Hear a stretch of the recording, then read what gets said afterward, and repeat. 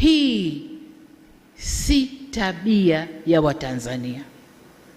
Wakati ule nafanya yote nilijua naongea na Watanzania waliotimia, wenye akili timamu. Nikajua watarudi, tukae, tuzungumze, tuende. Na niliwapa fursa zote, nyinyi ndo mashahidi. Niliwafungulia, walitaka kufanya maandamano, wakafanya maandamano, tukawasindikiza mpaka walipofika, wakasema yao, wakatawanyika. Yale ndo maandamano ambayo yameruhusiwa kikatiba, na ukiomba polisi atakwambia nenda kaandamane, tuambie ni ruti, tuwalinde mpaka mfike seme yenu. Yale ndo maandamano. Haya yaliyofanyika si maandamano. Ni hawa niliowapa fursa ya kufanya shughuli zao za kisiasa. Sasa siasa si kutukanana, siasa si kubezana, si kuharibu nchi. Hiyo sio siasa. Wazee wetu wa zamani, ukiwa na harakati hizo, wanasema huyu hajui siasa, huyu hafanyi mambo yake kwa siasa. Ina maana siasa maana yake ni usalama, siasa maana yake ni uungwana. Hiyo ndiyo maana ya siasa. Sasa kama mtu unampa ruhusa afanye siasa za kisiasa, anakwenda kufanya siasa anazozijua yeye za kuvuruga nchi, hiyo sio siasa. Hiyo sio siasa. Kwa hiyo ndugu zangu,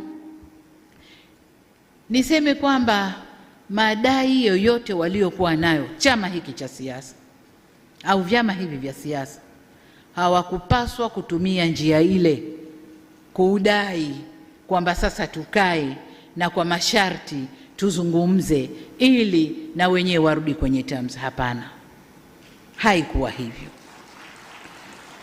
Lakini kundi la pili, tuangalie vijana.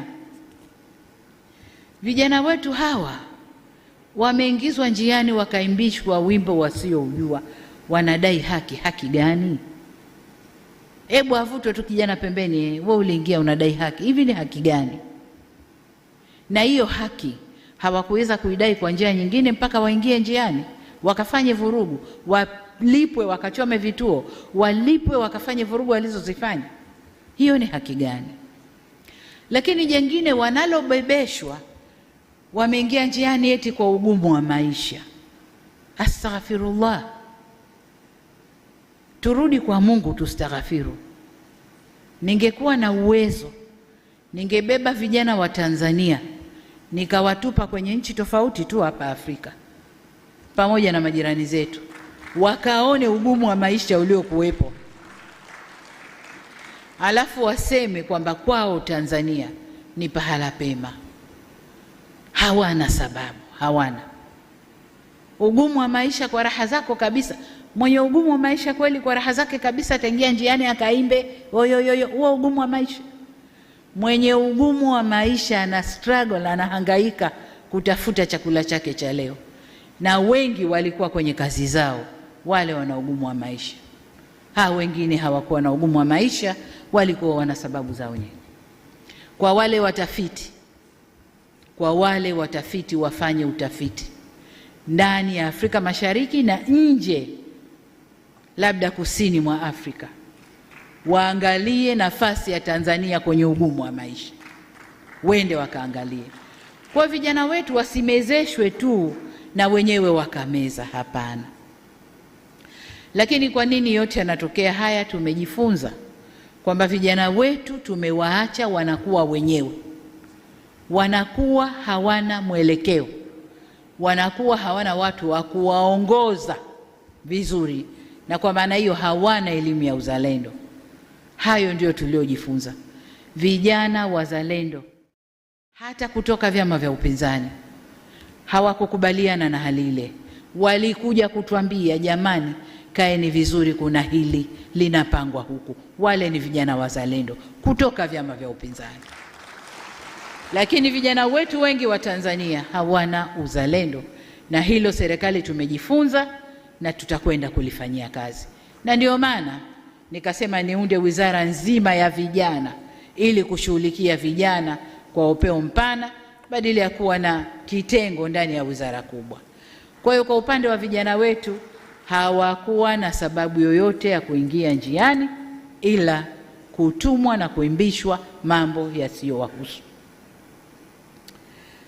Tuangalie taasisi zetu za dini ambazo nazo kwa namna moja au mingine wamejiingiza kwenye mkumbo huu. Hapa unajua, unapokuwa kiongozi lazima ukubali wakati fulani kukosa umaarufu, lazima ukubali.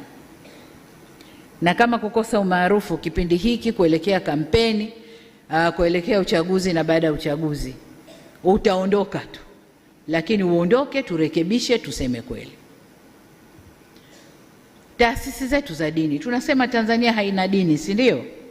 Lakini watu wetu wa Tanzania tuna dini, na tuna dini za madhehebu mbalimbali. Tuna dini kuu sijui 4 sijui 5. Tuna Wakristo, tuna Waislamu, tuna Mabaniani, tuna mamonki wale sijui Buddha na wengine ambazo ziko huko zinafanywa, lakini kubwa ni hizo 4 au 5. Na hizi 4 au 5 zina madhehebu mbalimbali. Kwa Waislamu kuna Sunni, kuna Ibadhi, kuna Bohora, kuna Suminani, kuna mambo mengi tupo. Lakini na Wakristo na wenyewe wana madhehebu yao tofauti tofauti. Kikatiba na sheria za nchi, hakuna madhehebu hata moja ya dini yoyote imepewa uwezo kikatiba na kisheria kutoa matamko ya kuoverride madhehebu mengine yote ya dini. Hakuna. Hakuna. Kwa wasitokeze watu wakajibebesha hilo. Siku zote nasema Tanzania hii haina mwenyewe, wenyewe ni sote.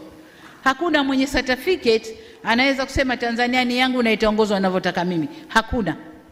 Tuna sheria zetu, tuna katiba yetu. Tumeamua kwa democratic country, tutaendesha demokrasia yetu kwa njia tulizokubaliana.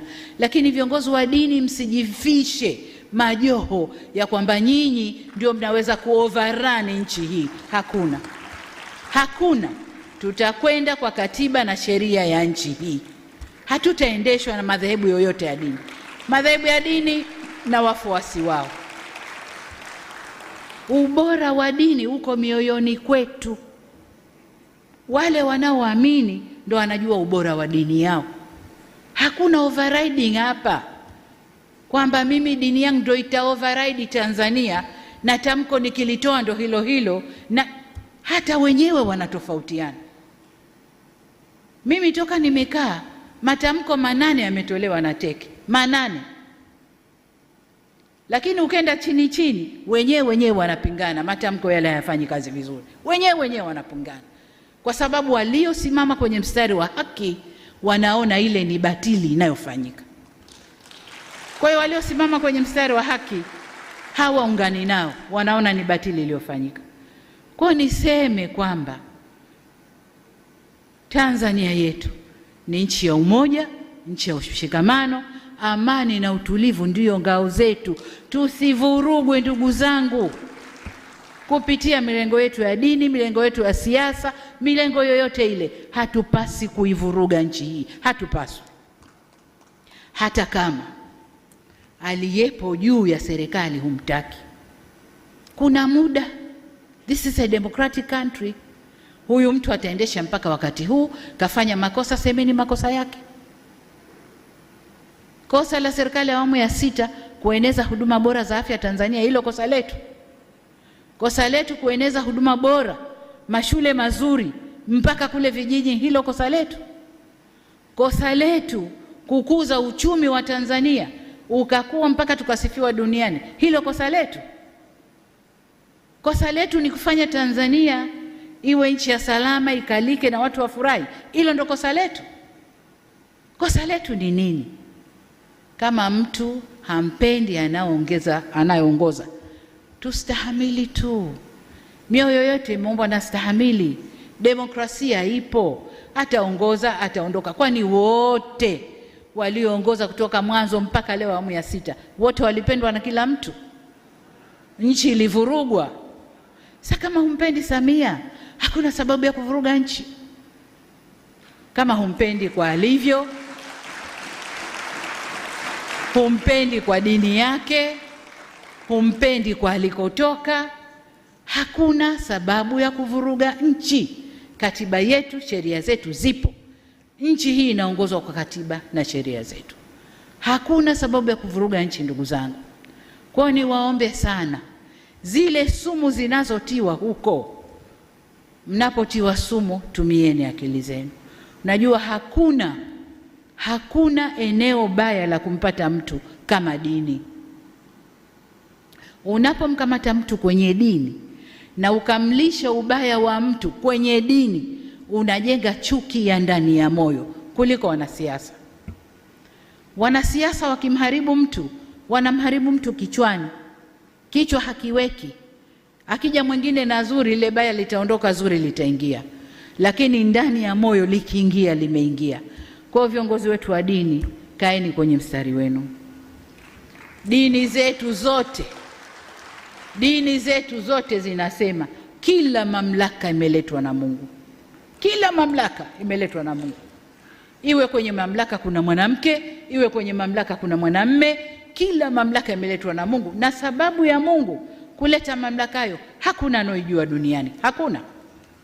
Mungu peke yake ndo alikuwa anajua. Kwa nini Samia leo yuko hapa? Kwa hiyo niwaombe sana viongozi wa dini, tuvae majoho. Yale majoho yetu yaoneshe sura halisi. Hakuna kitabu chochote cha dini kimesema tutazitumia dini zetu kuvuruga nchi zetu. Hakuna. Ni utashi binafsi wa watu kwa ubaya wa nafsi zao. Kwa msivae majoho ya dini mkatengeneza utashi wenu binafsi kwa kupitia vivuli vya dini. Niwaombe sana viongozi wa dini, tusimame, tusivuruge nchi yetu. Tusivuruge nchi yetu.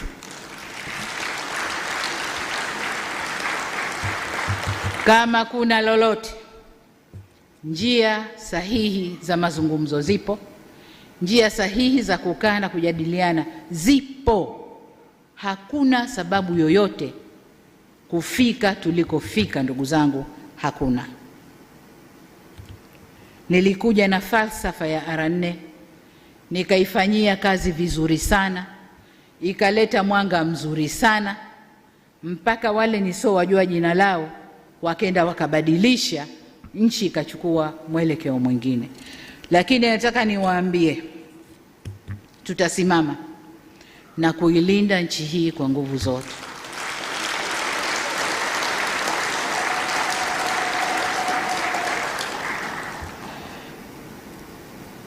Nasema yalio